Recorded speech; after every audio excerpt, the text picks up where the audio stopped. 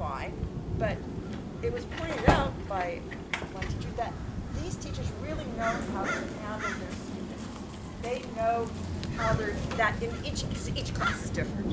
The dynamics of each class is different. They know how to teach that class. And when you come to an outdoor space, the kids act differently than they do in their own space. They don't have the same boundaries.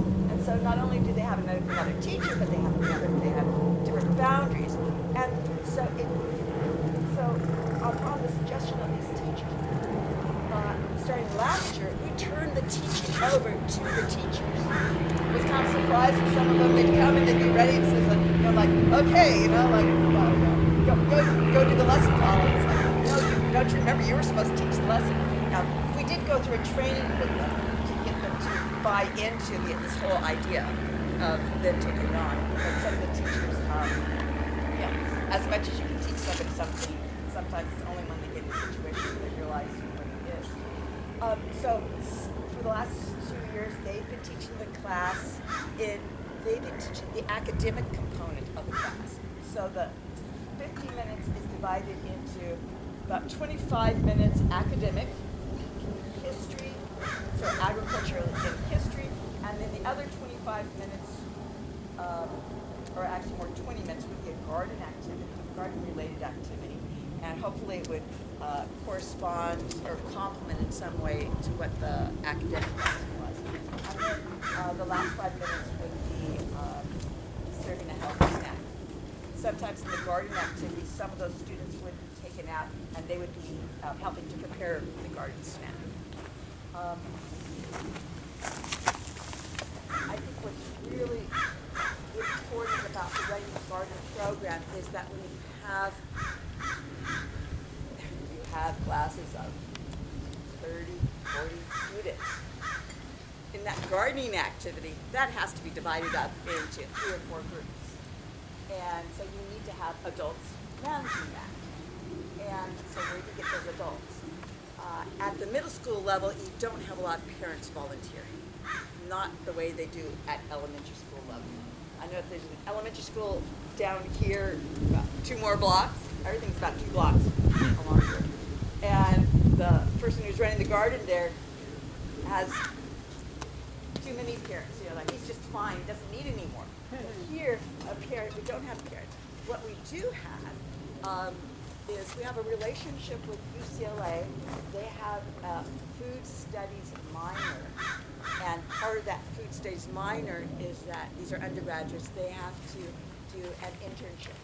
And we happen to be one of the people on the list that people choose to do their internship. And their internship is 10 hours a week. So for a quarter, we can get a lot of very qualified volunteers who are committed to coming. That's sort of like the key thing, because a lot of gardens that are started, or when you're looking for funding, they'll get funding for materials and expect to have this volunteer base run the garden, sort of like my predecessors did. And if anyone's worked with volunteers, that can be kind of hit or miss. So finding that way of having a committed volunteer is really key. If you don't have the funding for staff, and right now I'm paid half-time, and so students come come on Wednesdays and Thursdays, and then we have funding for another program through a grant from UCLA it's a student-led campaign that focuses on food waste. And so as part of the food that is served in the morning, which is called breakfast in the classroom, this is a government-funded program. I should back up, we are a Title I school, which means that we are low income. Despite being surrounded in these $1 million homes these days, it's a gentrifying neighborhood. This is a low-income school where 75% of the people qualify for free or reduced lunches. The population here the demographics are 78% Latino, 12% African American, 8% Caucasian, and 4% mixed. And so this part of the going back to this breakfast in the classroom. It's one of the free meals that students receive. But oftentimes at breakfast they're not hungry, and so all that food that goes to the classroom, if it's sent back to the cafeteria, once it leaves the part of the protocol, once it leaves the cafeteria, it has to then be thrown away. And so through kind of the initiative of some of the teachers and all, they brought the food here. We have a couple refrigerators, we store it, and then students oftentimes make smoothies to serve during nutrition. A lot of the other food we warm up and we serve during nutrition. So that's what it is. So let me give you kind of an example of how, we all know kind of how a garden is used to teach science, because that's usually the way most of them. But we use it a lot for teaching history, because in 6th and 7th grades, they're studying the rise of civilizations. And with any rise of civilization, there has to be settlement.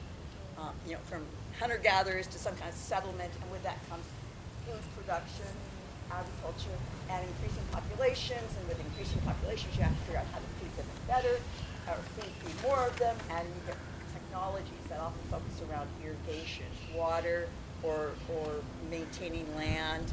And so we teach them, it can be lessons on terracing, for example, in China with the rice paddies, so they create terraces. It's really to anchor some of these concepts of what led to these civilizations.